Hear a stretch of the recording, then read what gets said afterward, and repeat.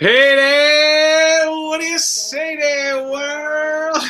My name is Justin, I could do your part. and this is the Racers Recap. Over here on my right is the beautiful. What do you say? I get to say my name, Diana. Well, you guys never say it when I point to you, so I always have to fill in. Well, it's an awkward thing to be like, you're just pointing, and I'm like, is it my turn? But I'm James Earl. So we went over this in the beginning of the season. It was always me, Diana, James, Yeah, but Earl, then Krista. sometimes you would like say my name for me, and then sometimes you would just I'd be quiet, wait, and I'm if like, are you going to say my name? Is it my turn to say my own name? Well, if you wait, then I just fill it in for you because it gets awkward. I'm awkward. I'm sorry. Well, we've missed you, James Earl. We definitely. I know. I've only been gone 1 week. I know, but like I've seen you every week since January. That's the most I've seen you since we raced. That is true. So it's been a long week. Okay. Yeah, it's been 1 week. So yes, why am I wearing this? I guess we'll get to that in a second, right? No, just answer. Should we just answer it? No. Because this is the China leg, and I bought this when on our vacation that we won to China. And how often am I ever going to get to wear it? And how many excuses do I ever have? The answer is never. You should never wear that.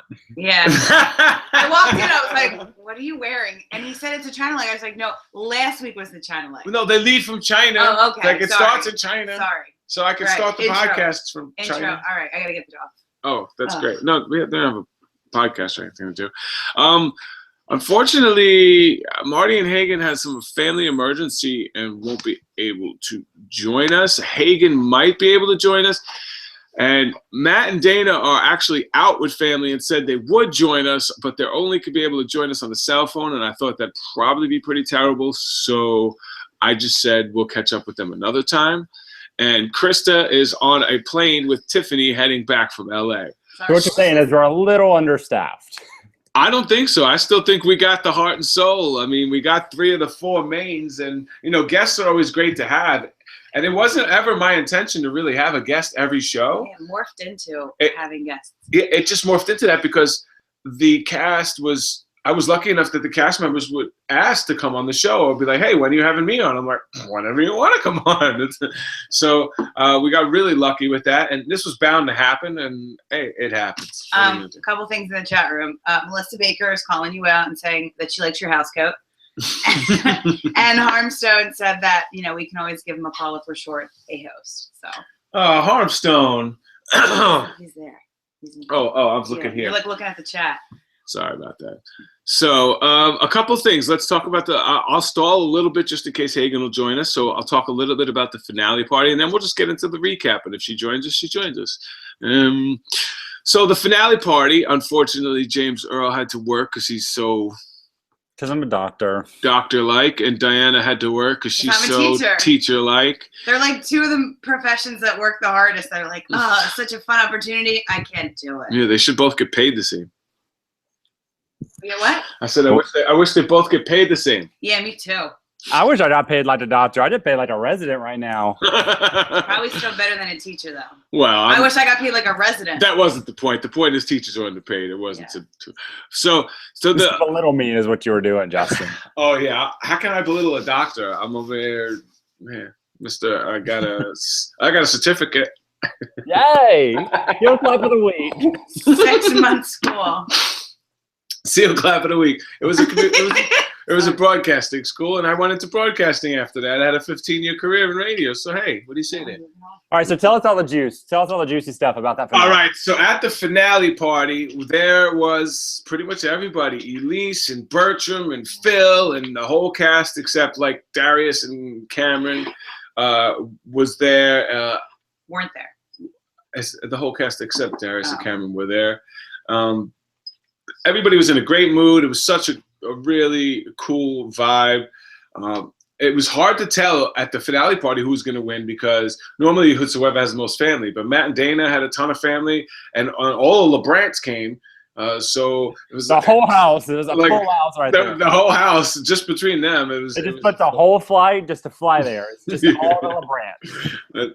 So it was kind of hard to tell. I mean, if you were looking at it, Matt and Dana had more family, but some of them live out here. So I don't know. It was hard to tell. So that was good. So it wasn't really spoiled for me there. But there was a lot of talk about All-Stars and potential All-Stars afterwards, obviously, and the little ciphers get together. But the producers that were there, because the Matt and Pat producers were there. Are you allowed to talk about this? What? I don't even know what you're gonna say, but Yeah, no, I'm just saying. Producers were there. Matt, know Pat, you. and Phil were there. Phil's one of the main producers, Birch Meatley. So 5 of the important decision makers were there. So there was a lot of buzz about All-Stars. So I'm hoping that all of the happiness and the All-Star talk is going to get them buzzing. And as soon as season 30 comes out, who would be the green team? I guess it's still We us, would. right? Yeah. Y'all would be the green team. There's no way y'all wouldn't be the green I team. know we can't lose that. Yeah, they're Tyler and Corey. Corey. They don't care about green. No, and that's y'all's name. I'm gonna be honest. Not a lot of people know Justin and Diana. They know the green team. The green team. Yeah. I'm Well, surprised people know my name. come on, you're the MVP. Yes, the LeBrant family are all amazingly good looking. All of them. Dad, So mom. jealous of that family. Oh my God. Great teeth, They're great beautiful. genes. They all, and they're like so They got innocent, like milfs and dilfs. godlike. Like they all speak in so positive and like, I love it. I mean, that's family goals right there. And I there's no way that they're not going to have a TV show at some point because just look at them, just pretty. All right. So anyway, so at the party, there was a lot of talk about All-Stars. There was a lot of people being thankful. There wasn't any a couple little stories here and there about what's going on behind the scenes and some of the stuff. But a lot of things, I mean, so I guess it's their party and I don't want to talk about certain things, but there was a lot of love. That cast is really, really tight. I know our cast is really tight, but their cast is also extremely tight. So it's cool to see the family represent. There was a couple cast from last seasons. There was obviously the winners. Kelsey and Joey were there. Winners Laura. Tyler didn't show up. I think he was someplace out of the country. He's always traveling. Yeah. Kim and Allie were there as well. Tiffany and Krista were there. Tiffany and Krista, Avi, yeah, That's a mean Tiffany and girl. Krista, and Jackie showed up as well. So there was a lot of representing, a lot of family, a lot of talk, a lot of good times. We had our own Geo filter, the racist recap. Said thank you very much to That was cool. to the cast. And can I tell you? Yeah. My mom was like, "It doesn't look like you." I'm like, "Mom, do you think that any of them really look like us? It's a cartoon. I'm 3-dimensional." Krista was infatuated with her feet. She was like, why do I have the biggest feet? I'm the smallest girl here, and I have the biggest feet. So it was live. For those who didn't see it, this is kind of from my story. It says, Racist Recap. Thanks you for an epic season. 28 was great. So We could put 29. It's not your time. 29 is fine. 29 is fine, but hurry to 30. We have to hurry. That's kind of rhymes, kind of. Hurry to 30. Hurry 30. Close. All right. So that was fun. If you guys have any questions, you could fire it away. But if not, we should just jump right back into this recap. I say we do it. Let's get things going. The Yeah, season more than you 28. do. Season 28, episode 12, finale. Cannot believe it is over. I felt like our season went by quickly, and this season Flew by. And it starts off with I love these catch up recap type things where they give you like the whole story arc of each team that was through it. I love watching You love it because you weren't eliminated. When you watch it back and you're the eliminated teams, you're like, meh. James Earl coming in second is like, at least for Justin, just as bad as getting eliminated. After we watched it again to like get notes for this, I'm like, Oh, are you crying again? no. I cry. It's He a cry- finale. Yeah, he will cry every single finale episode from Ever. here on out until, even if we watch past seasons, he's going Absolutely. to always cry at the finale episode. Because you feel it. I literally am just taken I right well back to up. that moment. And I'm like, oh my God, it hurts so much. Like, you hear the winners talking and it's like, wow, like that could have been me. That could have been me if I said 4 words. So it just hurts. It hurts. Whatever. I wasn't joking when I said I'll never get over it. But moving on. No, he's not joking. So let's straighten up a few things first. Dana and Matt winning clears up this whole myth about a winner's edit. Is that right? I agree. Like, if I was to pick a winner, like purely based off edit, I love him. First off, let me say Dana was like making me crack up during this episode, and I'll point out the examples to it. But of the 3 teams in the finale, I didn't think they would win based off their edit. Yeah, me I neither. really didn't. So this I thought it would have been Sherry and Cole. I That's really such a like redemption anybody story, but Sherry and Dana Cole. and Matt. according to the edit, yeah, if you believe in the whole winner's edit theory, sometimes the story presents itself and that's just the way it's told. And this is the way it worked out. So I think that's pretty cool. Also, one of the things that I kind of learned at the party that relates to this, a lot of people had problems with a lot of the cast being on the same flights all the time. Well, there was a couple real big terrorist acts right like the week before they left.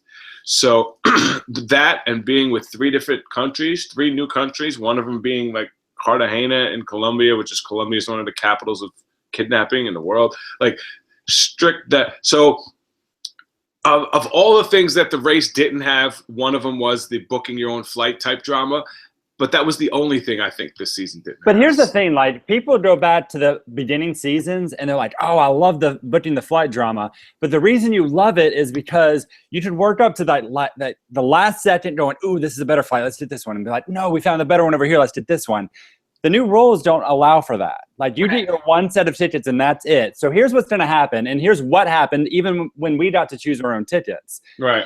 Stick with everybody. Because you don't want to be in that single flight by yourself that's circling Rio, maybe not landing. So either way, even if they let you choose your own flights, I guarantee you would end up in 1, maybe 2 flights because everyone just wants to stick together. I agree. Yeah. No, I totally get it. But every season can't have everything. And that was the one thing that this season missed. And it's okay for every season to not have everything. But I think what this season had that I really liked was there were so many like tasks or route info. Yeah. So I feel like our season was like like you open the clue to a detour or a roadblock or maybe a route info, and then it was like 3 clues, you're done. This, you had lots of in-betweens going to route info, doing a small task or doing something to get your clue, and then it being a detour or a roadblock. So I feel like you got to see more of each country with this. I felt like each leg was really long. Yeah.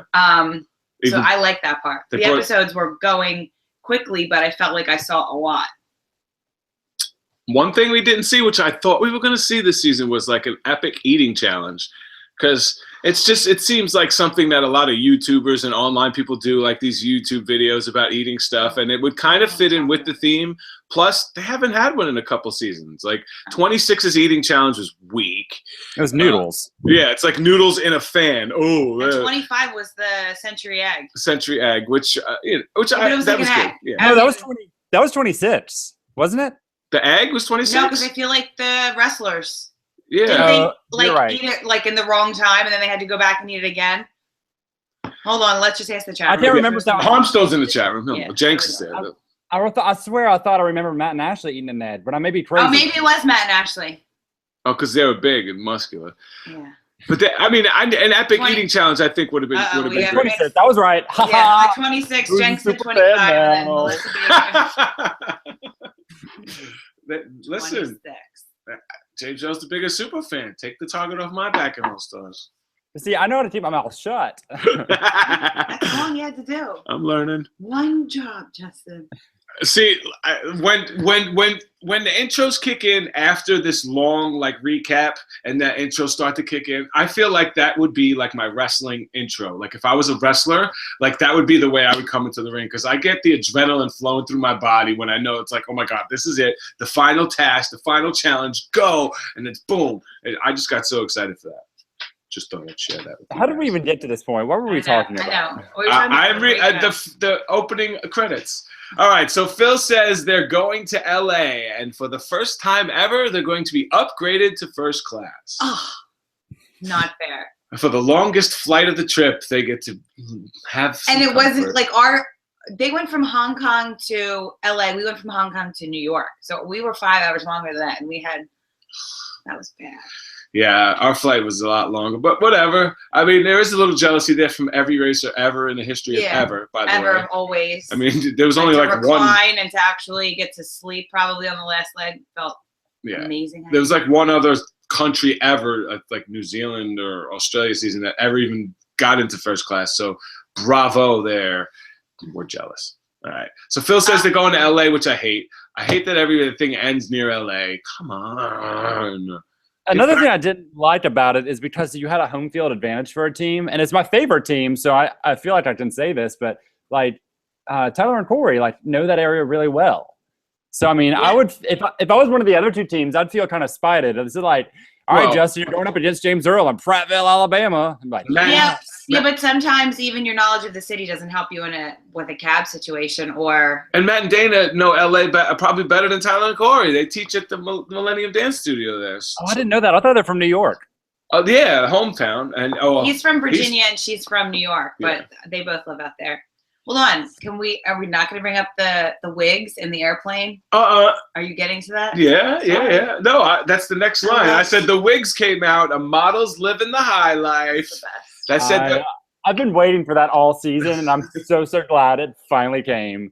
I've been dying for that moment. Just the fact that Tyler and Corey packed something fun like that, just for the sheer purpose of having fun. No. Do you know why they packed it? The secret for why they packed it was if they were ever like really behind and they needed like that pick-me-up boost, that they were just going to throw on the wigs and make each other laugh, because they know when they throw on the wigs, they just like, hey, and they get in a great mood. And it doesn't take up that much space. It's light. Genius. Yeah. And my question is, I don't think they had their bags with them. So did they like check their bags and just take their wigs on with them? I noticed that too, because I saw Sherry and Cole like lugging their bags. Both bags. Yeah, both bags. At one point, Cole was carrying both bags, and Matt and Dana did not have their bags, and Tyler and Corey didn't have their bags. I'm like, why would they lug them around? Just ditch it. Ditch it. Yeah, but I mean, the reporters did have a strategic reason for keeping their bag. They felt that if you have your bag, you can at least hold your taxi. So that is a reason to keep your bag as opposed to ditching them like we did. But keep an empty bag. Don't keep like a full heavy bag, like a dead weight one. I mean, hey, who says it has to be a backpack, right? Can you just grab like a plastic bag and say that's my bag? Like, I don't know. I got to check the rules for this. What? Nothing. Any little advantage. All right, so they said that models living the high life was a shout to the Instagram models. Brittany and Jessica, yes. So that was a little shout out to them. And this is also, I think Cole gets the title quote, and he says this is the only first place that matters, which got everybody believing that they were going to win. Yeah. So that was a good move by the producers. Yeah, because it makes giving them the title quote makes it seem like Sherry and Cole were going to win. Yeah. And then knowing Tyler and Corey had done so well, you kind of in the back of your head said, oh, well, maybe that they would pull it out. Mm-hmm. And people, I think, believe that Dana and Matt didn't have a chance because of the edit. Yeah, because it's a tough edit. It's not like they could have not included all of that and just showed them having a great relationship. They could. That wouldn't be truthful to them. But they are fire and ice. They have a great relationship. She brings the heat, and he knows how to cool it down, and they just meet in the middle, and they just have a nice, happy relationship. And I love it. And you can tell by the family. Hilarious. Yeah. James Earl, who would you say brought the heat in your team? You or Mom? Oh, do we really have a question on this? Is there really a question? I think Mom was fire. James Earl was pretty ice when he was like, really? Yes, ma'am. Yes, ma'am. No, ma'am. You're totally wrong. I'm right.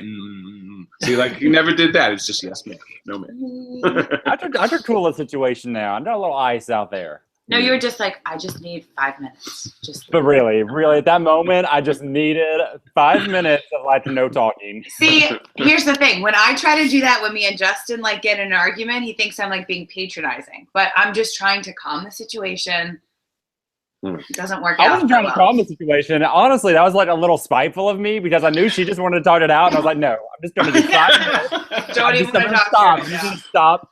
I'm just going to ignore you. All right, back to season 28, episode 12. Off to the first clue box in Angelos Plaza, which is just some random plaza. I didn't really find anything interesting about it. And Tyler and Corey start this finale off on the wrong foot, literally running like right past it, like almost kind of taxi maybe put them in a place they couldn't see it, but they ran upstairs. I've heard that from Corey, a little tidbit behind. Corey said the person dropped him off in the wrong place, so that's what they ran around, and then they like found it based off the address. So the taxi driver did drop him off in the wrong place, so it wasn't like they just ran straight by the box. Right. Still unfortunate, but whatevs. Yeah, and they picked the worst possible leg to have, one of their worst legs of the season, I think. So they started off, and this allows Sherry and Cole to pass them because Matt and Dana are off to the lead right from the beginning. They rip it open, the roadblock. Who's ready to take the leap of faith? This is the most critical part of the whole episode, and this is what changes everything because only one team picks the right player to do the task, and that team wins. And it won you $1 million. And Dana was the one that picked it. And people are giving Dana so much smack, but she's the one that picked it. She made the $1 million decision, and people don't recognize that. I wonder if like Tyler and Corey can pinpoint that moment, or if that's definitely Corey is like a foot taller and he's more athletic. I think he would have gotten it on his first try. Cole as well. He's like a foot taller and so athletic. I know why Cole wouldn't have because he's scared of heights, but why didn't? That's why Mama Bear stepped up, but Cole should have stepped up. Here's the thing. I bet you it was because of the hashtags. I bet you Corey felt more comfortable with the hashtags. So I bet you because all the teams seemed to know the hashtags were playing into it. Yeah. So, and I know Mom and I had the strategy too, because the first task is usually a little more physical. The second one's a little more mental. So I bet you they were like, you know what, I'm going to take the mental, you do the physical, and it just didn't play out in their favor, unfortunately. Yeah. We didn't have 2 roadblocks, right? No, y'all didn't, but most seasons do. A lot of seasons do. Yeah, and that's what I was sitting with Matt and Pat, and I'm like, when Dana said that, like, oh, maybe the next roadblock will be physical. I'm like, next roadblock? How are you just going to assume there's a second roadblock? He goes, well, we've done that before. I said, yeah, you've done it before, but you can't assume there's a second roadblock. There was no detour. It was 2 roadblocks. It was the first year. So y'all didn't have a detour in your finale? No. No, they didn't. No. We just had we had a lot of wham moments, but that's our finale. So, all right, who's ready to take the leap of faith? You have to jump off of a roof and grab a clue that's dangling in the middle of the nothing, and after you grab it, you fall straight down to the ground. So, win or lose, you're falling down to the ground. So you might as well just go out there and go all out and grab it. And unfortunately, 2 of the 3 people who tried it didn't go all out on their first try, and this made the difference in the whole leg. Here's the thing though, and I have to disagree with you there. I think Tyler went all out on his first jump. I don't think he was tall enough to reach it, and I hate to say that. Oh, sorry, Tyler. I don't know if he's in the room, but Tyler, I'm sorry. You mistimed your jump. I'll go back and watch it. His legs, like, this is the edge of the platform. His foot is here. It should be here. No, like, he's back here. You know what it reminds me of? And he's like, it reminds me on he doesn't like go up, he falls. The Roadrunner. Like when Wile E. Coyote just just keeps going and then just falls down. Like he didn't just jump. He just But a little comparison, even to like Sherry's first jump, because I know first off, Sherry was terrified, and kudos to her for like taking the bullet for her son, for Cole, because like she straight up took a bullet because she didn't want to do that either. Yes. But her first jump was very timid, just because of how frightened she was. She was like, I know. I felt so bad for her. Like you could see the fear was real, and she was doing it just to like for her kid. Which like, how can you fault her for that? Not at all. I listen. You can't make the snap decisions at that time. I mean, you're so laser focused, and I understand. I'm just saying this is what happened to be the critical decision of the whole episode, and this was the task that had the ability for people to pass. Because the people like, oh, this is so linear that there's no chance for anybody to pass. No, Matt, if he would have got to this last, he still would have got out first. No matter when he got there, he was going to be the first one out. Regardless, it just so happened that he happened to be the first one there. And it's not like you had to wait because it seemed like there were 3 separate. Yes, it wasn't like wait in line. And even if it was wait in line, they wait in line, they miss, they have to go all the way back to the bottom and back to the line, just like at one of our tasks. So this was one of the tasks where there was allowed people to pass each other. So that's one of them. Because a lot of stuff I'm reading online, there was no chance for anybody to pass. I'll show you 2 more places where they could have passed as well. I liked after Sherry did the first jump, and I mean, I felt the fear that's hard to force yourself to take that leap. Ugh. But after she jumped and Cole was like being really encouraging, she was like, I could do it again. I think once she knew like what it was like, it wouldn't have been a problem to do it again for her. Yeah, that's so supportive. Like, all three teams in the finals were really supportive the whole time, screaming to each other, and I really like to see that. Can I tell you a few things about this challenge that I was living for? First off, Tyler and Corey's little instructor, I think it was Brandon. Oh, that was so funny. Damn. Damn, it was hilarious. Andy's hot. Andy's hot. Brandon of Brandon. But so Brandon of Brandon. But Tyler's little Corey's little commentary when he's just sitting down there and he's like, we're a 2-try type of team. And then he's like looking up and he's like, actually, we're a 3-try type of team. Yeah. I lost it. They are so on point with their timing. They're really good with that, and that's why they're so successful at what they do. I love it. Like if we ever do All Stars, I'm gonna, not that I'm gonna be different. I think I'm just gonna be a little less tight.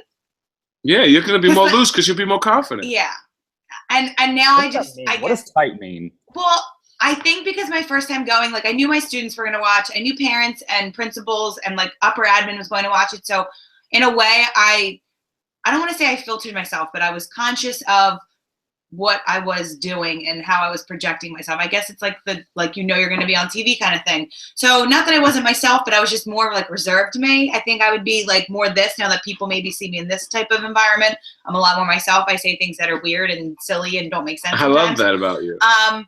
But I so just what you're saying, I was going to see you pop off at Justin, is what you're saying. Yeah, there's going to be a lot more her definitely, yelling at me. That's all it's going to be. Definitely.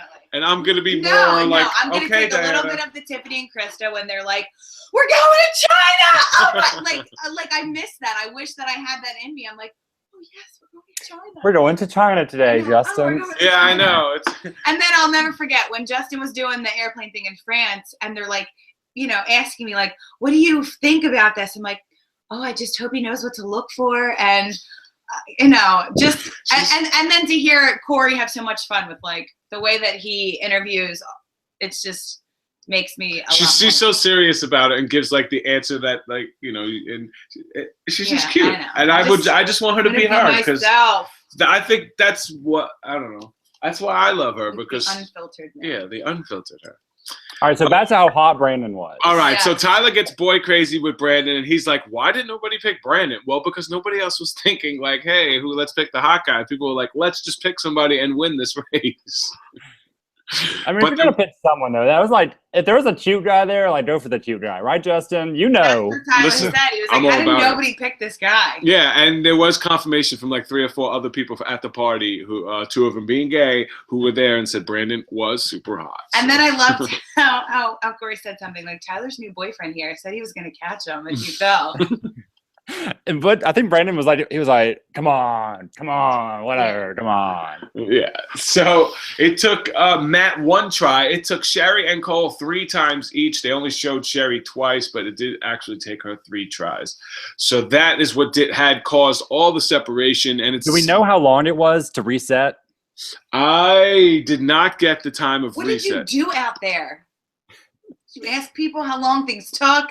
How far away things were? Oh, no. I was, hanging out with friends and building relationships instead of like, nudging for information. I'm sorry. I wasn't thinking. Next time you're staying home and I'm going to go. You're going to sub for her. Substitute teacher. You're going to sub for me. Oh, okay? Yeah. Perfect.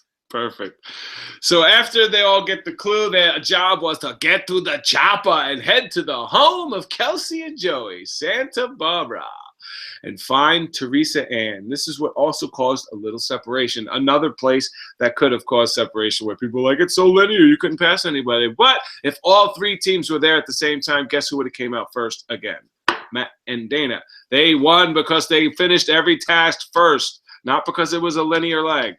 If all 3 teams were at every task at the same time, Matt and Dana would have won every single one of them, according to the edit. And if that's wrong, somebody could, I don't know if any of the races are joining us today, but feel free to let me know. A lot of them are traveling today, so that's why it was so hard to schedule people. What do you think about that, James? Do you disagree? Wait, what'd you just call me? I said James instead of James Earl. Sorry. James. Who is James? Yeah, come on. People call me Diane. That is not my name. Okay. Here's the thing. I think there was so much separation on that first task that it kind of just didn't. There was never any time to catch up beyond that. Like, I think Sherry and Tyler missing was the unfortunate thing that kind of sealed their doom. And I hate to say that because they didn't do anything. I don't think they did anything wrong. I think Matt just went out for it and it paid off. Well, I think, though, they could have had a chance if they only missed once. I think the fact that they both missed twice is just, it was so hard to catch up because you needed Matt and Dana to make a big error, and we will get to this big error that we thought they were about to make. I mean, the room, at the finale, the room went silent, and everybody looked at me like, how the hell are they doing the same thing that these guys did? So, all right, we'll get to that. So they have to find a Teresa Ann, and Sherry and Cole think that Teresa Ann is a museum, and Matt and Dana know that they saw the Sherry Ann near the museum. So again, they're the first ones to really put it together, and I think found it the fastest according to the way it was edited. And I love the fact that Dana asked if she could borrow the Google. But can I borrow your Google as opposed to borrowing a cell phone or your internet? I don't know. I kind of did it because people were like, "No, I'm not going to give you my cell phone." But if you're like, "Can I use your or like the Google?" I don't know. I've said that. Can I use your Google? Can we talk about Dana on the boat though? Because this was the moment that, like, I just lived for this moment when she's just sitting there and like her arms are crossed. I think she's just sitting there. Matt's like, "Huh, we're tied to the boat," and she's just staring at it. And she's like, "So are you gonna tie that, or do you need me to untie that?" It almost looked like they were waiting for like production to come and undo it. Like, I lived for that moment. We're so stuck. Definitely a little sass and a little like, it was a nice moment of humor during a very tense part of the race, which was really cool. I like that they threw that in. And then right after that, you see Cole being really positive on the chopper saying, "I really think we can win this one. I think this is going to be our first." Like, he's really positive, and I love the fact that he stays that way the whole time. Matt and Dana are cruising. Sherry and Cole are a little lost. And I'm sorry, I'm just scrolling through because you got to points we already talked about.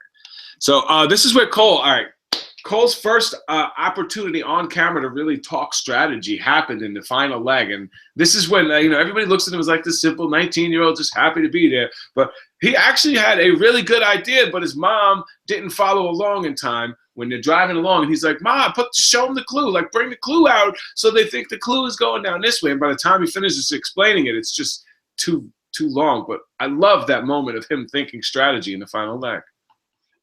I mean, it's what you have to do. And here's the thing, like, people, here's the thing, and here's what I don't like about casual fans, because people, if that had paid off for Cole, they'd be like, "Yeah, great strategy, go Cole." But if Dana did that, they'd be like cursing her name and be like, "She's such a bitch. Oh, she's leading him the wrong way." Yeah. She's so deceitful. It's for $1 million, people. Like, there's no harm, no foul. Hey, we just got the clue down this way. Yeah. Right? I mean, there's like no harm, no foul. Here's the thing, like, I mess with y'all sometimes during the race, and you know that I did. We're still friends now. Of course. Hey, we're family. And when it's all said and done, we're family, because you sit back and you're like, "Come on, man." It's gameplay, but it's like, ooh, you don't want it to happen to you. So Matt and Dana, who actually saw the leg before the finale live during and they missed the finale, and they finished the task and figure out that they let their cab go in an area where there is no cabs, and you're going to have to call one. I'm not going to explain to you what just happened, because no one in the chat room or watching is going to know what you meant, but I figured it out. So what he's saying is the racers of season 28 left before our season was gone, correct? Like, our season was finished. So they didn't see our finale, so they didn't see the Tatsy debacle, which is why people are like, "Why didn't they watch the Tatsy debacle?" It's because they were racing at that time. I think they left mid-November and came back mid-December. I think they came back a week before our finale aired. Right. If I'm not mistaken, because that's why maybe we couldn't invite them to. It was something weird like that. Yeah, there was no way they could see it, so they let the cab go. But also, what people are not talking about is Sherry and Cole let their cab go as well. So they had to struggle for a cab. And the only person who kept their cab is the only team that actually should have let their cab go, which was Tyler and Corey, who had the worst cab driver ever. And when she turned around and looked clueless, after he handed her step-by-step directions, that's when you either to sit there and say, "Esquerda, gireta," and you're like directing her, or you get out. That's what I kind of think. I kind of think Cole and Sherry did the right thing by asking, and they said, "This lady doesn't know," and left. the alternative that what they could have done is said, look, can you take us to a different street and not had to look for a cab. Right. But like what you said, Tyler and Corey should have just, instead of handing the lady back the phone, just read it to her. So yes, giretta, izquierda, or left, right, or just point like, okay. And I don't know. It's always easy to second guess, obviously, when you're here. And here's the thing: when you're living in the moment, you never know what's right. And it's so easy to sit on your couch and go, well, this is what I would have done in that very situation. But it's impossible to know like how you feel in that moment, because what if they had ditched that cab and they'd never found another one? Like there's the potential for that too. Absolutely. Well, like again, I mean, like when things like that come up, we still talk about our shoulda, woulda, coulda. But we were saying today, do you think that it would have made a difference if we would have asked the cab driver who wouldn't take us, can you call us a cab to come down here? Or can somebody with the cell phone around call us a cab instead of taking the bus? That might have been a longer decision than doing what Matt and Dana did, just getting somebody to call them a cab. And she was nervous. She was like, I don't know if I could stand here for 10 minutes and wait for a cab, because that's such a bad thing, just standing around. That's waiting. What happened too. And I forget, after we left the croquet, you were like, she didn't want to stay around, wait for a taxi. Once, I didn't want to stand around. I'm like, Justin, I just can't stand here and wait for this cab to come. Just a horrible feeling to stand there and wait.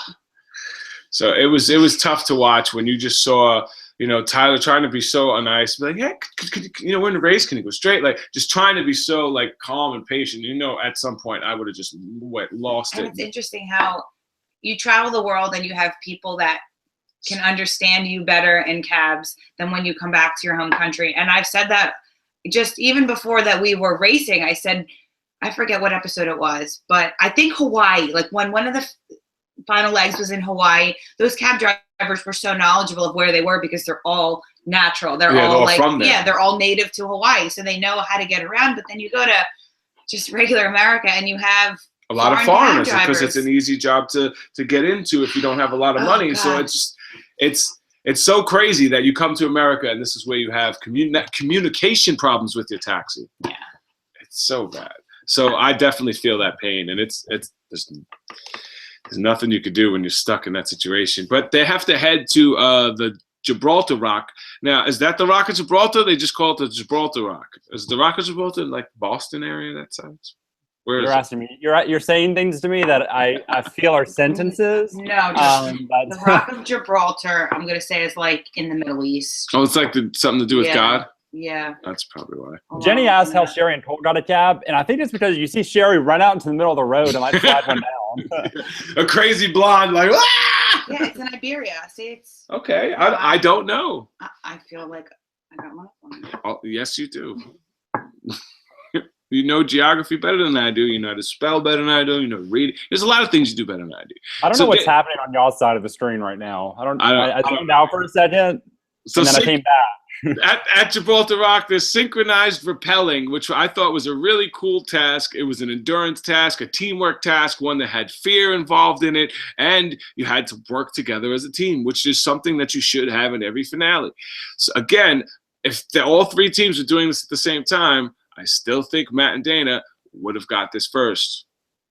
Agree or disagree? I don't know, because here's the thing. Cole has so much muscle. I think if he had like looked over and see how Matt was pulling himself, instead of sideways, right? Cole would have just turned himself around and like zipped Sherry up.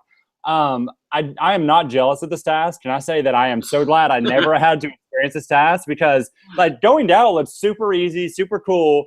Coming back in looked miserable. It looked absolutely miserable. Yeah, and it took a lot of muscle and endurance on the guy going across, and then going back up. You had to pull yourself up, and if you didn't use those knots that they had in the rope and put your feet on those knots like most people should have, it was definitely all upper body. So it was draining. But this was a task that I thought people could pass each other on this. This is not something that is just first person there is going to finish.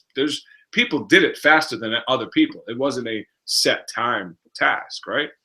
And I think Tyler and Corey even said in the episode they felt like they did that in like 5 minutes, which they very well could have. It's just hard to judge when there's very few shots of the teams together at any point in time. Okay. That seems fair.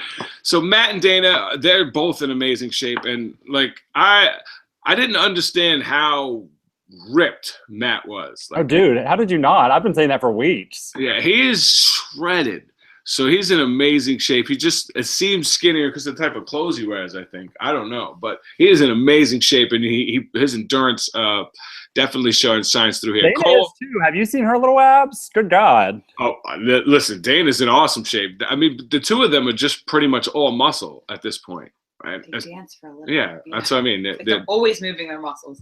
So obviously they do really well at this task. Cole is 100% muscle. He kind of slips up on his way back and really slows himself down. I wonder how much. Just the way he was doing it. He was like sideways and backwards.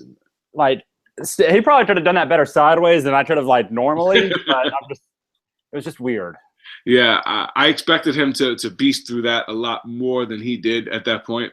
Tyler and Corey, again, have problems because they're taxi getting there. And when they get there, they seem to do really well. But as they're getting there, they see Sherry coming up to the top, and they ask her, and then they know they're in third because Matt and Dana have already left. And that has got to be such a hard shot to the gut. And here's the thing. Here's how you could tell how far apart they were. So I remember Dana and Matt were leaving as Sherry and Cole were getting their clue. And then Tyler's about to go down the hill when Sherry's at the top of the hill. So that just tells you, like, how spaced out they are. Yeah, but if you're saying that task only took 5 minutes, then I'm saying the actual task, not getting set up, not running to your clue, not running back to the start. Right. I'm just saying the actual task. Right. But so I'm just saying if the whole thing didn't take that long, then those teams weren't that far from each other unless it took a long time. You know, if it took 20 minutes, then the teams are going to be 20 minutes apart from each other. But if it took 5 minutes, the teams should be relatively close. So it stinks that this is one of the few weeks there's none of the racers are in the chat room to answer.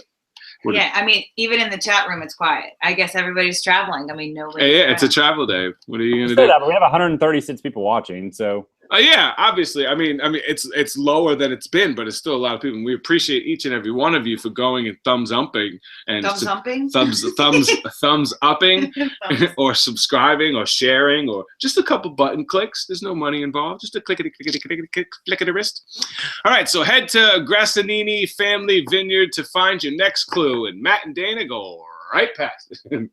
At least it leaves a little drama for the editors to mess around with to make it seem a lot closer than it was, as Matt and Dana go right past the hay bale that has the clues locked in them. In their defense, though, it's turned the opposite direction, so like the clues weren't facing the road, and you get tunnel vision. Like, absolutely. Definitely. Like when you're looking for that little clue box, and that's all you're looking for. There'd be a little clown like waving a clue, and you run right by them. Yeah. Well, of course, like I'm sitting on my couch, like, oh come on. There's probably a cameraman like sitting next to the truck, or there's this random truck in the middle of nowhere. How do you not see that? But like you said, the clues were facing behind. I liked how they had 4. A lot of people were like, why do they have 4? But it kind of lets the last place team think that they have a chance. You're not in last. Yeah. As someone who came in last a lot, even having a few clues in there, you're like, oh, that makes me feel a little bit better. Right. I'm in last, but it makes me feel better. Did they have dummy clues on our season? Yeah, they did. I know you are only there in the back near once, maybe twice, but they're there. So the final leg, we got the last clues a couple times. Yeah, was there extra? I don't think there was extra before we did it's our season. All right, so Sherry can't wait to get some wine in her system after that long, strenuous task. I don't think she got to drink in this, but she was excited about it. And Corey, he did well with this task. He got through it, but the team, they just never seemed to hit their stride in this final leg. It just didn't seem like Tyler and Corey at all. I think they just got some bad taxis, and that'll ruin it for you. It will. And I hate to say it, but like that's part of the race, unfortunately. And good teams go out like that. Sucks so bad. So the final roadblock. Now this had a lot of people upset, or some people were happy. The final roadblock, where it had to do with hashtags, and everybody knew that. We didn't know it at home because they didn't show us all the hashtags. But what also you don't know is that there were over 30 hashtags. It wasn't like there was just like one hashtag per round, and all they had to remember was 9 hashtags. So if they're doing studying, there was 30 to 35, depending on who you hear telling you about it. There was 30 to 35 different hashtags. This final task, you had to know the context of those hashtags, not just know them. And you had to know how to spell the capital cities that corresponded to the hashtags. So there was a lot involved as far as studying. Do you agree, or do you think it was easy? I don't know.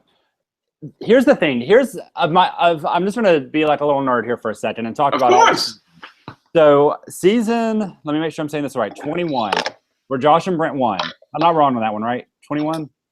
Yes. Yes, because 22 is Bates and Anthony. Yeah. So 21's final challenge was what I think should be the benchmark for final challenges, because it was the languages. It was like how to say hello and goodbye in all the different languages. You learned it at the mat when you checked in, so you're getting it told once. It's not something you can go back and like write down from all your little notes and remember it. And it's something that's obvious but not so obvious. And it was a challenging task. Like even Josh and Brent struggled with it. It's not like they just zipped through it. And I think that set such a high benchmark because it was a challenge that you couldn't 100% prepare for. Yeah, but it was 100% brain. That's all that was involved in it. No, it wasn't. Do you not remember having to do like they had to like pull the flags up and down? They had to pull a flag up a rope. I don't know. Maybe it was more strenuous than it looked. I remember them looking tired. I remember James looking tired. At the very end, I mean, you're exhausted. Yeah. You're exhausted. I remember James, who was a pretty beefy guy, looking exhausted doing it. Yeah, like I said. I mean, we wrote down everything. We wrote down. I mean, see, but like we were asking our cab drivers when we got to each country, like, how do you say hello? How do you say thank you? And how do you say goodbye? Yeah, and I mean, what's one, the like, capital, just so we could know it. The... And the capital and things, like we would try to do that in the airplanes. Capital, money, colors, like we were paying attention to everything, like what people were wearing, what they said at the mat. But what I'm saying is, I like those type of challenges where it's not as obvious. Right. I don't know. I want the last challenge to be challenging. Like I want all three teams there struggling together. Yes. Another one that I remember, season 12, where it was like the puzzle where you had like a certain set of criteria and there was like all those items that they saw around the lace and they had to like do a logic puzzle to get them onto the mat. Oh, yeah, they put it on this mat and right. Then it was like different, like a bicycle and a freaking... and wasn't there one season where you had to calculate the number of miles between, or like the number of miles beginning to end? Yeah. Oh, and you had to like map it out? It was like, I don't know what challenge you're talking about, because there's that giant map and you had to like space it out and get within a certain limit. I don't remember when that challenge was, but it was there. But anyways, we're getting a little too nerdy for a while. No, that's cool. So I just thought it was difficult because, one, just the spelling is tough for a lot of people, especially of countries of words that you're not used to spelling. You know, Chamonix, it would take me a while to spell just Chamonix or whatever. I don't know. Do you feel like that you would have been able to do that? Because I said to him, I thought I would have struggled. I felt a little with it because I don't spell very well. I feel like because we had written down our clues, like we wrote down everything in our book, and I read them over so often that I could have probably recited like each. That's definitely a task. If you would have gotten that would have been your task. I mean, you would definitely been better at that. I'm really good at puzzles and logic and those types of things. Like I'm not the greatest racer. I got eliminated in the 10th leg, so obviously not. But those are like my forte types of challenges. So I love challenges like that. And I'm just saying, like the sidewalk puzzle in Rio, like love that one. Give me some more of that stuff. Yeah, well, you did it in like 8 minutes. Survivor. Other teams took 11 hours. Like, so there's a big difference on those puzzles. So there was at least 30 hashtags. The hashtags were part of a clue, so you had to get some context and you had to know the spelling. So it wasn't just a straightforward, they had to know the hashtags. So there was a little bit more involved. So Dana, she saved her best leg for the last. Like, this is the moment she shined more than any other part of the race ever. She destroyed this without hesitation. Her confidence level was there. The only problem she had was she was short and she couldn't reach one. But here's the thing. Here's what I think happened. I think there was like a few times where it was at the beginning where she was struggling, and they were like, "We have to include these to make people think there's a chance." So I doubt she was struggling at all. I think they were just like, "We need some shots. We need to make this look a little closer." I love that when after Matt and Dana, they're there by themselves, so there's not a lot of struggle about who's going to win. There's not a lot of controversy. You kind of see that she's super confident and is going to get it, and it stinks, but that's something you can't fake. That's why this is a real show. This is a show that you can't put all these fake moments in there.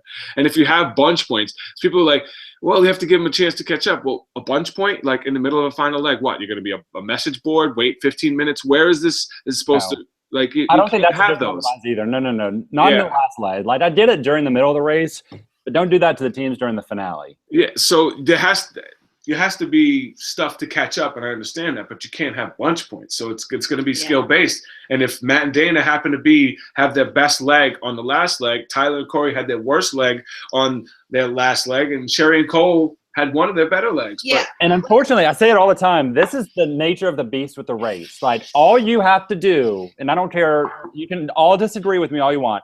You just have to survive until the end and then win. That's all you have to do with the race. I don't care if you come in next to last and then you're last on every non-elimination. But if you make it to that last leg and win, guess what? You're the winners. And I don't think anyone should ever take that.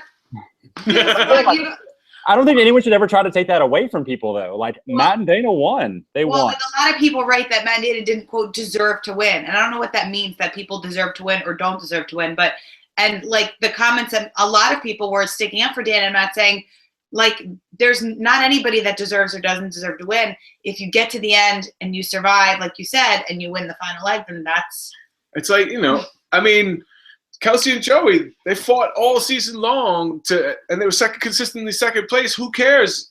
The final leg, they won. Like Josh and Brent, they never won anything. Should have been eliminated twice, and they got back and they won. They won it all. You get to that final leg, and it's an even playing field because you have if tasks line up with your skill set.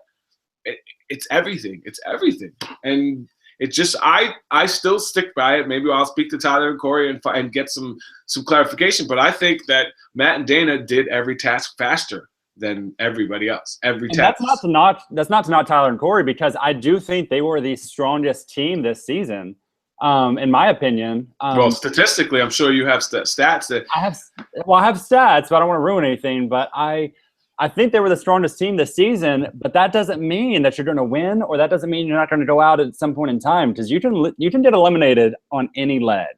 Absolutely. And it brings up a good point, because when we had Tyler and Corey on, they said that they were friendly with Matt and Dana from the very beginning. They kind of did what we did with Kelsey and Joey. They were working together. They wanted to bring each other to the end, and then for Matt and Dana to win. From Tyler and Corey's perspective, it kind of feels like what happened to us, But then when we asked about, like, he wanted to get Kurt and Brody out because they were a strong team. I know why you don't want to get out Mandana, because they're your friends at that point, but it just stinks to, like, bring a team with you because you're friends with them, or to work with the team because you guys are friends and you kind of want to help each other out and stick together. And then. All right, so let's finish this up and then get some more things. Thank you, I have to do. Yeah, let's do it on. Okay, so Dana saves her best moment for when it counts the most, and she destroys the task. I loved hearing the string quartet play the theme going in. It was cool. Such a cool moment. And then their celebration and the dance moments, and they're happy and then they're in love. I love that for them. Obviously, I cried like a baby. One, because you see the story, but two, obviously the flashbacks. And it was 35 minutes later that Sherry and Cole finished in second place. I don't know. That's the best they did. Yeah, so, that's the best finish. And I know you got some stats on them as well. Tyler and Corey have their worst leg, I think, of the season, but you can see how true their friendship is, and I respect their friendship and kind of wish I had a friend as close as they are on a consistent basis. I've had that for a couple year period at a time, but for them to be this close for that long, that's an awesome friendship. I was checking some facts from Michael Harmstone. Yeah, he said Tyler and Corey have the highest third place average. Sorry, I read that wrong. I thought he was saying like they have the third highest ever. And no, I think they're like 11 and 15. 12. Yeah, they're tied there. Last words. I always like to hear what the last words of every season are. Like I love you, or yeah, and the last words were perfect. It was I love you and I love you too. They kissed and it ended. Like Armstead said, this was about redemption. Yeah, and last season it was this just in. They did their news reporter thing and it worked for them. Super fan move and seal clap and who's putting in check. Let's get to it. Are we ready? I'll go first. Nobody's getting put in check. That really just was like for you. So there was nobody that really deserved it. I think everybody worked well together. It's just Tyler and Corey made me cry when they were on the mat. That made me cry. Just how cute their friendship was. Dana and Matt too. Like they Nobody deserves to be put in check. Everybody was just great. All right, seal clappy. Sunshine and rainbows and unicorns. My seal clap this week is going to Dana because she was just perfection this episode, and I loved it. From her, like her level of sass was just enough where I don't think it crossed the line, but I appreciated it. It was like true to her, but it wasn't too far. And I think she was the one that made the winning decision. I love seeing her confidence too, like doing that final task. She's like, Can I say though, a very, very close second is Corey's little commentary though during the first roadblock. Like that made me laugh so hard. Superfan goes to Brandon for the Superfan move is definitely going to go. I'm going to give it to Cole this episode. I think Cole, his first attempt at strategy, although it didn't work, I thought was really good for him. Staying with his mom, always staying positive, and I just don't think that Cole got a lot of recognition for the race that he ran. And he did have his weak points, but he did have a lot of positive. Like he was positive 100% of the time. You won't find one negative moment on him in the race because he's not like that. He's like that in real person. Cole. I was lucky enough. I sat down. I talked with him for like 45 minutes, and he's a really genuine kid, and any father should be proud to have a son like that. He's such a positive message. He was like, "Come on, Mama, do the punch," like or whatever he did. I was like, he's such a little kid. It's adorable. Yeah, he is 19, by the way, but he's got a great head on his shoulders. And I'm not gonna, but whatever. We talked a lot about his religion and how he views things and his acceptance of a lot of things that a lot of Catholics or Christians don't accept is something that I really respect. Just say most people. It's not. Yeah, well, I'm just saying a lot of like religious people use religion as a way to not accept people or a way to. He does the opposite. He uses his religion to accept everybody. And he's like, judge. The first thing you should never do is judge. Like that's one of. It's not my job to ever judge people. So I love that about him. And he looks at the positives in everything in life. So kudos to you, Cole. Now let's get back to the podcast where we're judging everybody. Yeah. Now let's go judge. Now let's get judgy. This season 28, what did you think as a season overall? I think it had its really, really good legs. I think it had a few lows. The episodes that I think were kind of on the weaker side, unfortunately, were the one before Chamonix, where all the teams were on the same train. Like that episode just I wasn't feeling it because of the ending. And then the finale, I wish it just was a little tighter. Like I'm not upset by the results. I would have been great with any of the three teams winning. I just wish it would have had a little more tension. Yeah, I miss like the head-to-head feel. Like especially on the final task, you want to be able to feel like you have a chance no matter where you are on what task, unless it's obviously the one before the list, like the map. But I liked in our season that we saw Chris and Logan in the boats. Like we knew that we weren't last, that we still had a chance to pass, and we actually did pass. And then catching up to Kelsey and Joey doing the chairs, there was that moment of like, all right, we're together. We can be in the same frame. You can see us in the same picture. Yeah, unless they were passing each other. So I definitely agree with that. I love the season as a whole. I thought it was something different. It wasn't everything for everyone, and it can't be. But I think it was something that the Amazing Race has never had, really. There was a great chemistry between all of the teams early. They worked together. They did. A lot of people obviously didn't like that for whatever reason, but it's something different. It's something that the seasons haven't had very often, if ever. And then when it's supposed to, the teams, the Fangs came out and they played the game. There was strategy. There was rivalries. There was two strong teams going against each other. There was the underdog team making it to the finals. And I don't know. I really think that they did a very good job casting this season. I think they did a decent job. I think they did a great job planning the countries with 3 new countries. Did a decent job with the tasks. I always think they could do a little better with the tasks. And a little bit of airport drama would be cool. But again, there was Lead 2. There was airport drama in Lead 2. Everyone forgets it. You're right, because it's Leg 2. Yeah. So there's a little bit of airport drama, but overall, I thought the season was really good. The finale wasn't the best finale, but it definitely wasn't the worst finale. There are at least 7 off the top of my head I can think of a bit worse. So it's all in all, I think it was a good thing for the Amazing Race, and I'm happy that this cast is part of the family now because they are a dynamic group of and they're also cool. I will say, like I said, I've said a few weeks ago, I was one of those haters when they first came out that I was like, why are they doing this? These are really genuine and cool people. And I'm so glad I've gotten to meet a lot of them, like through this and talking online, because they're really genuinely cool people. That's what I asked Justin. I said, like, who surprised you the most? Who was, like, when you went out there? And he was like, everybody is exactly like you imagine them to be. Yeah. Like, exactly how they are portrayed on TV is exactly how they are. Which is good that their uniqueness and their personalities come through. Yeah, like Sherry, she's just like you think she'd be. She's a rock star, like coolest mom. Coolest mom.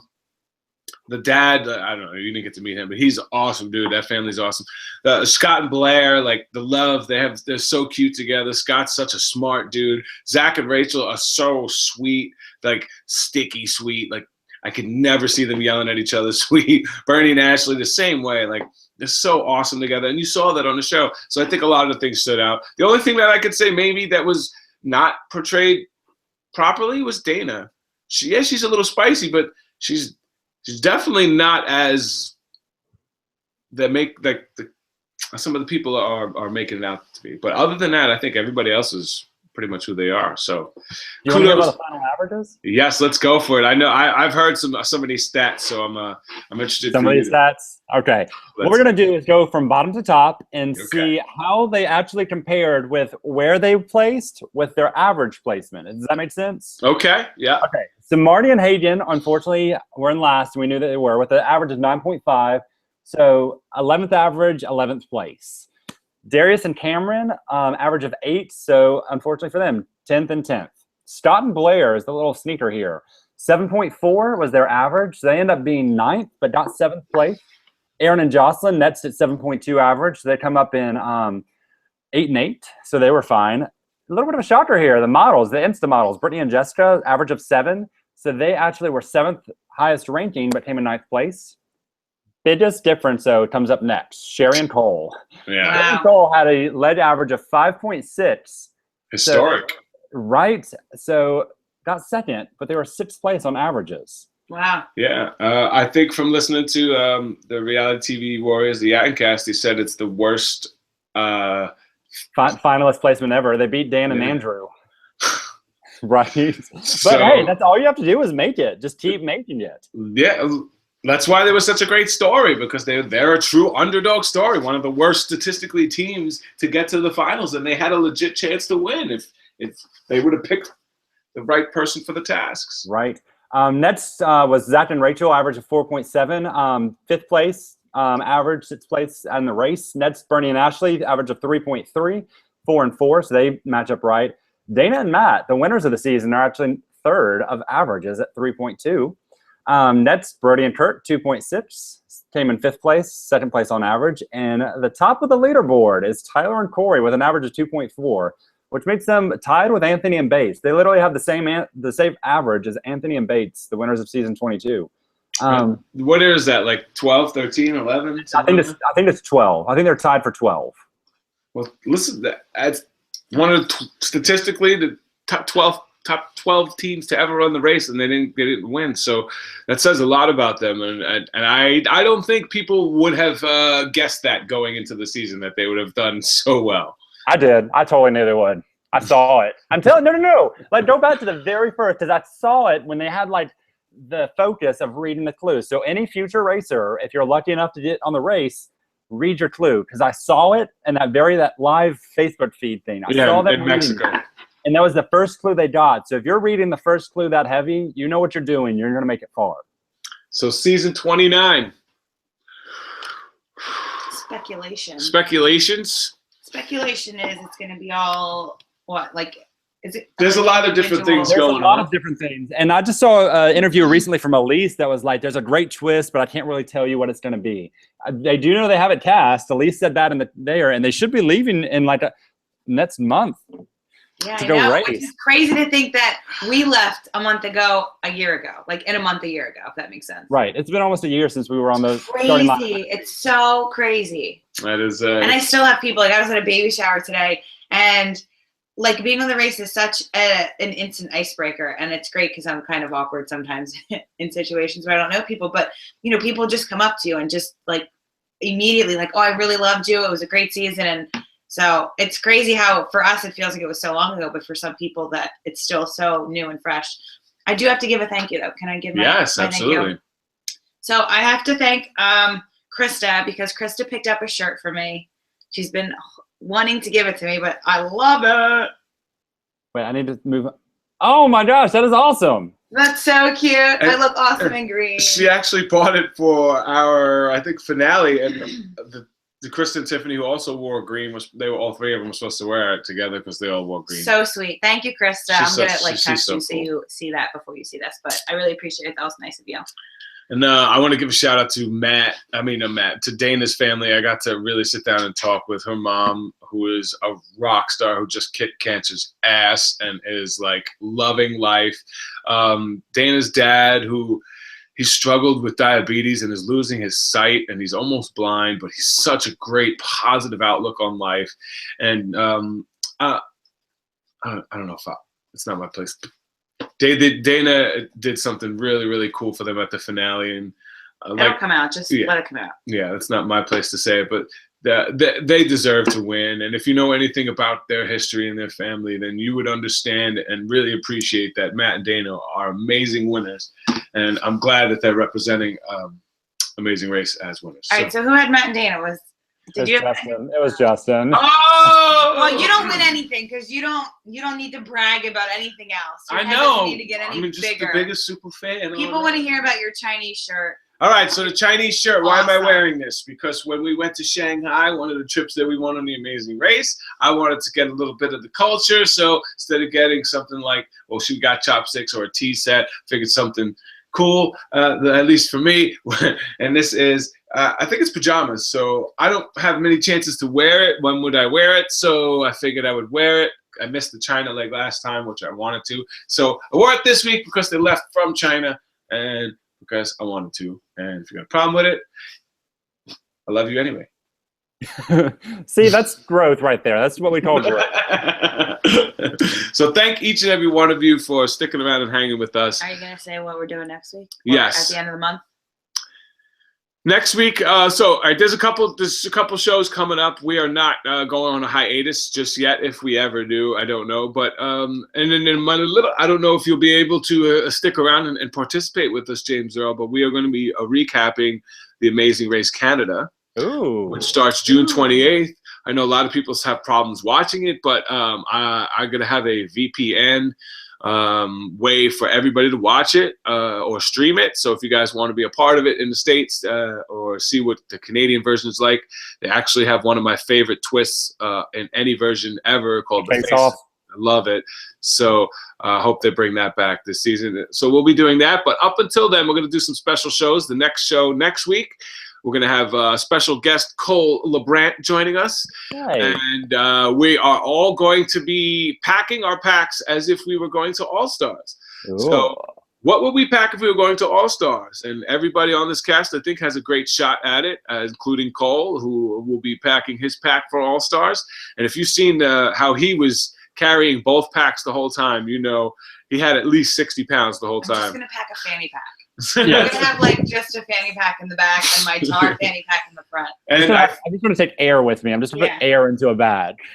And we'll also show you pictures of what we actually packed last time. We have it all laid out on a bed, so we'll show you that and compare it to all stored away to what we have.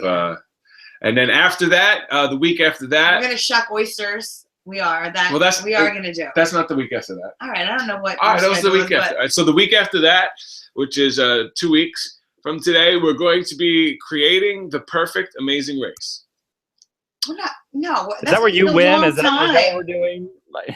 What do you mean? It's going to take a long time, Justin. You think I have like things to do in school to have?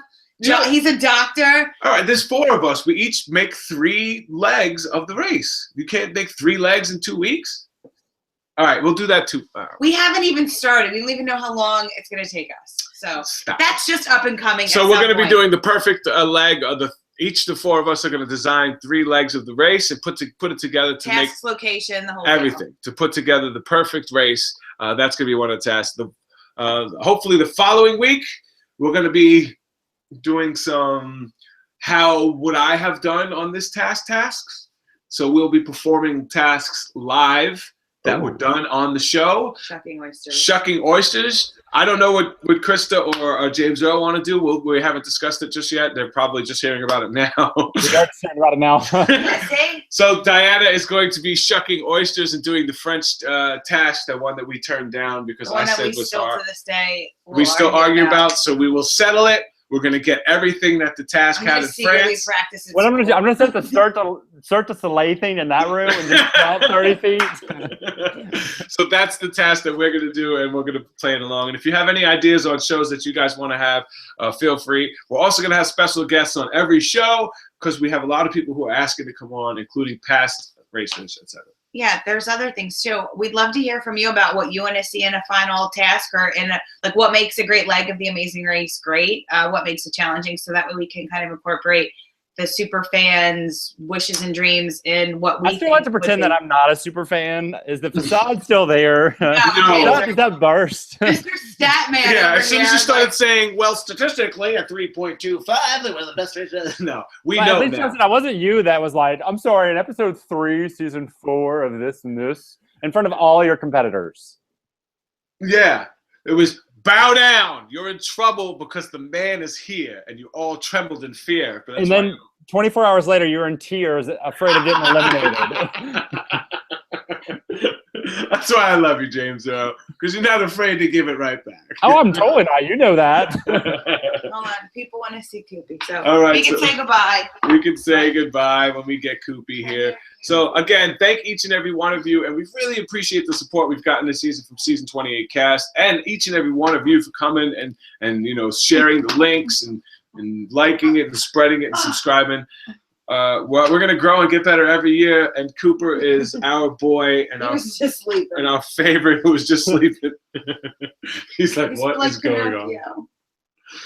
So, James Earl, it was a great season of recaps. Are we going to have a season 29? Are we going to do season 29 together? Oh, absolutely. We better be. I don't know if I can commit to Canada yet. I don't know if I can do that one. But absolutely. The U.S. versions, count me in because I've had a blast with this, an absolute blast. Love it. Thank you so much. It was an honor to share this recap space with you, and I'm glad that you're part of the team. And Krista as well, who joined our podcast in the middle of the season, or towards the beginning of the season. Episode 2, I think. She's been around the most of the time. So our girl Krista couldn't be here, but thank you so much for joining the Racers Recap. We got a name. Woohoo! So hashtag Racers Recap if you ever want to talk to us on social media. Thank each and every one of you. My computer's dead, so I can't say goodbye. I'll be right back in the chat room. But thank you so much. Thank you, guys. I love this community. You guys are the best. Thank you for an epic season. It's not goodbye. See you later. Bye. Bye. Yeah.